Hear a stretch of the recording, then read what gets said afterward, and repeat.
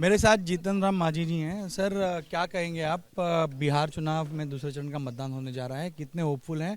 और जो हिंसा की घटना हुई उन सब चीज़ों पर आप क्या महसूस? देखिए, बिहार में डबल इंजन की सरकार है। प्रधानमंत्री जी का कल्पना है पूर्वोदय का, माने पूर्व के जितने भी राज्य हैं उनके विकास के लिए, नॉर्थ ईस्ट के राज्य के विकास के लिए वो काम बहुत गंभीरता से कर रहे हैं, जिसमें बिहार भी आता है। और बिहार में बात सही है कि पहले एड्स ग्रांट सेंटर से नहीं आते थे, इसलिए यहाँ काम नहीं होता है। तो जो ऊपर में केंद्र सरकार में नरेंद्र मोदी जी हैं, बिहार में नीतीश कुमार जी हैं, डबल इंजन की सरकार चल रही है, पैसे मिल रहे हैं, विकास हो रहा है, पैसे का सदुपयोग हो रहा है। इसलिए हम आशान्वित हैं कि पहला चरण में जो चुनाव हुआ है उसमें 80 सीट हम अपने को मानते हैं। हम अपना व्यक्तिगत ये है कि 80 सीट से नीचे नहीं आने जा रहा है। और उसका एक कारण है, उसका कारण ये है, ये लोग कहते हैं बदलाव के लिए वोट पड़ा है।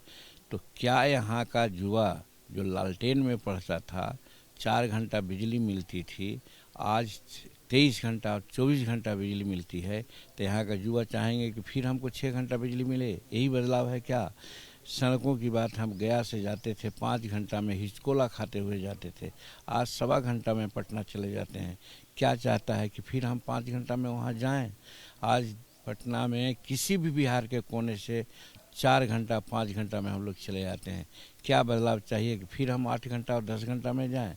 तो बदलाव की बात उन लोगों को फेल हुई है। और दूसरी बात, महिलाओं का टर्नआउट ज़्यादा हुआ है। महिलाओं के लिए नीतीश कुमार जी ने शुरू से ही, बच्चियों को हिंदुस्तान में सबसे पहले साइकिल दिया गया, पोशाक दिया गया, ट्रे, और उसके बाद किताबें दी गई।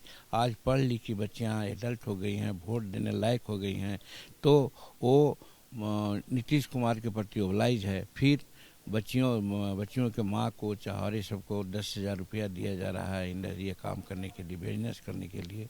उसके अलावे जो पेंशन की राशि थी 1200-1100 कर दिया गया है। लॉ एंड ऑर्डर एकदम चुस्त है, कोई भी घटना होती है, अब देखा कि मोकामा में अनंत सिंह को भी जेल भेज दिया गया। तो इस तरह से निरपेक्ष और निर्विघ्न सरकार चलाने वाले लोग हैं। तो इसीलिए हम अपील करते हैं, और हम अपील क्या करें, बिहार की जनता बहुत सक्षम है, निर्णय ले लिया है। वो फर्स्ट स्लैब में दिखला दिया है, सेकंड स्लैब में भी हम समझते हैं उसी प्रकार की बात होगी। हमारा कैलकुलेशन है कि 160 से ऊपर ही हमारा एनडीए का टारगेट रहेगा। आप केंद्रीय मंत्री हैं, दिल्ली में धमाके हुए हैं, उस पर आपकी क्या प्रतिक्रिया है? और प्रशांत किशोर ने आज इस धमाके को लेकर एक स्टेटमेंट किया है कि बिहार के चुनाव के दौरान इस तरह के धमाके होना, एक सवाल उपस्थित किया और कहीं एक दिशा दिखा रहे हैं कि ये जो है किसी साजिश के तहत तो नहीं हुआ। देखिए, अफगानिस्तान तालिबान में जो तालिबानी लोग हैं और जो ऑपरेशन सिंदूर हुआ है, तो ये बात तो सबको मालूम है कि वहाँ पर सिर्फ हम लोगों ने, हमारा देश सेना ने, हमारे नेता ने टारगेट किया आतंकवादियों का अड्डा को। पाकिस्तान के किसी भी सिविलियन को, किसी भी अस्पताल को, किसी भी स्कूल को डैमेज नहीं किया। कर सकते थे, लेकिन इरादा नहीं है। वहाँ के जनता को नरेंद्र मोदी जी अपना आदमी समझते हैं, इसलिए उन लोगों को छोड़ करके आतंकवादियों को उन्होंने भ्रष्ट किया है। और ऑपरेशन सिंदूर के भावना को जानने के लिए आज में करीब 78-80 राज्य देशों में अपना प्रतिनिधि लोग भेजे थे।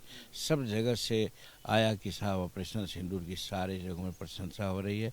मेरा समझ में आता है कि इस जो सफलता मिली है, ये जो आतंकवादी लोग हैं जो बच गए हैं, कहीं भाग गए हैं, रह गए हैं, वो लोग दिल्ली पर बहुत पहले से गिद्ध दृष्टि लगाए हुए थे। आज से 15 दिन 20 दिन पहले आपने सुना होगा, पेपर में बात आई थी कि उन लोगों का जो साजिश था उसको फॉइल कर दिया गया है। अब इस्तफाकन इस साजिश में वो लोग सफल हो गए हैं।